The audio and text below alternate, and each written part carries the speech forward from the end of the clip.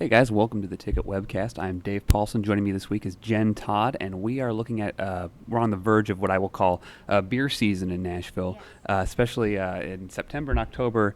Tons of festivals happening in town leading up to Oktoberfest, but we get a little bit of a preview this weekend with a beer fest, right? Yes, with the first ever Nashville Predators Craft Beer Festival. And this festival is pretty cool because it kind of mixes hockey and beer, so both fans of both can really enjoy this festival. First of all, tickets are $50. You might think that's a little pricey, but with these tickets, you also get a free Preds game. Whoa. You get to go to a game of your choice in September or October. Very cool. Pretty cool deal. And then also, of course, you have lots of beer to choose from, concessions. The men's adult hockey team hockey tournament is going to be performing on gold ice in the Bridgestone Arena, so that's pretty cool. Yeah. You can play air hockey and cornhole. Should be a lot of fun. You should check it out tomorrow. And then another really cool festival is also new is the Taste of Tennessee Craft Brewers Festival. What's really neat about this festival, it is only Tennessee brewers. So it's from all over the state, and with this one you get free admission into the Tennessee State Fair. So that one is on September 6th, and it's in the infield of the Fairgrounds Speedway. Then another cool one that's coming up is in the Gulch, and it's BeerFest in the Gulch. And this one is only brewers in the southeast region of the country. So we're kind of getting a theme here. Yeah, exactly. We like our local beers for sure. Yes, we do. And so there will be food trucks, and this one is also an outdoor concert. You get to see Cooper and the Jam, Bree, Magnolia Sons, and Kansas Bible Company. Very cool lineup, and a local lineup too. That's great. Yeah. And some of the boutiques in the area, in the Gulch, are going to be participating as well. So lots of beer, food, music. Should be a good time. And that one is September 14th on Division Street, and that one's $40. And another cool one to check out is September 21st.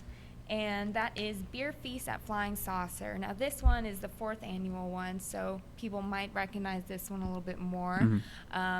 What's really cool about this one is the Flying Saucer will be having specialty beers specially tapped at the festival, so people can check out rare and limited edition beers there, and food trucks as well, and other beers. That one is September 21st.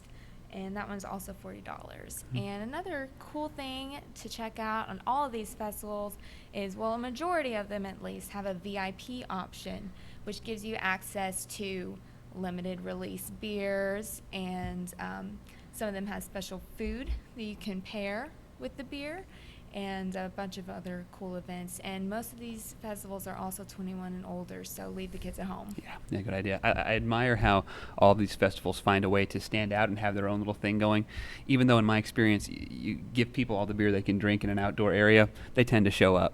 So I really admire that going the extra mile there. So yeah, I mean, this Beer Fest happening this weekend is sort of a jumping off point to a ton more happening in September, and particularly October. You have Oktoberfest, and you can find all of that in this great ticket cover we have today in the section. With Nash. Friday. Yeah, there's Nash. Is Nash drinking? No, Nash is just supplying the beer. Okay, he's good. just hanging out. Nash is behaving. Let's see. And then on the inside, we have a rundown of all those future beer fests that we mentioned and a few we didn't. And on top of that, there's a few helpful hints that I think will be good for we have some Beer advice Fest. tips for the first-time beer festival goers. Make sure to drink water. And another cool thing about having water around is you can rinse out your glass, which is usually a commemorative glass that you can keep, by the way, and so that the beer doesn't all get muddled and you can taste each one perfectly. Yeah. Another thing, remember to eat. All of these places have food trucks or have concessions or something to nibble on, so you can, kind of slow it down. And don't drink too much. If you've already had Yazoo Dos Perros, don't go have Yazoo. You know what it Dos tastes Perros. like, yeah. Try the ones that you haven't had before, and that way you'll really keep it enjoyable. Yeah, and a lot of these tips could also apply to another event happening tomorrow all day in East Nashville, the Tomato Arts Yes. Festival. As we mentioned last week, if you love tomatoes or you love art or you don't care about either, anyway, you should probably go check this out if you're in the area. It kicks off at 7 a.m. with a children's fun run and a 5K.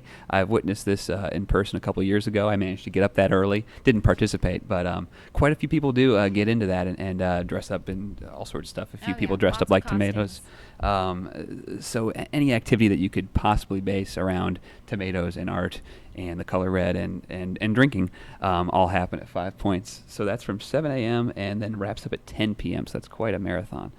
On top of that, last night Live on the Green went on as scheduled as they've advertised. Leading up to the event, it's a rain or shine event, a free concert series happening Thursday nights at Public Square Park. So that went off without a hitch, as far as I know. And they'll continue next Thursday with headliner Matt Nathanson, California rock group called the Mowglis, and local pop rock singer-songwriter Erin McCarley, who some people may have now seen as Raina James's guitar player on Nashville. Pretty big gig for her. And then on Wednesday, it's a singer and actress named Victoria Justice, who's following a fairly lucrative career path that's been blazed by the likes of Miley Cyrus and Selena Gomez, where you star on a Disney Channel show or a TV movie, and then you break into the pop world. And so that's what she's doing now. She had a show called Victorious, as far as which was actually a Nickelodeon show, and now she's on tour with her own stuff. That's at the Ryman next Wednesday night. That's all I got. Everyone just have a good time out there and follow our tips that you'll see in today's ticket section. Thanks for joining me, Jen, and we'll see you guys next week.